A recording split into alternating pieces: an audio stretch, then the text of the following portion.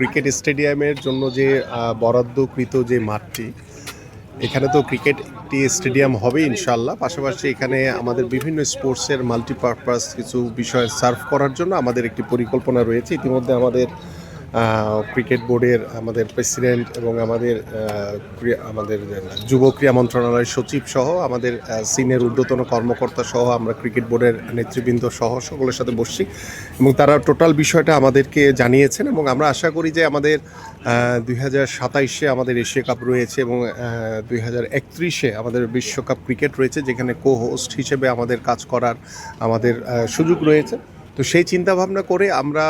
আশা করছি যে ফার্স্ট ফেজে ক্রিকেট বোর্ড নিজেরাই তারা এই কার্যক্রমটি শুরু করবে। পাশাপাশি আমাদের সরকারের পক্ষ থেকে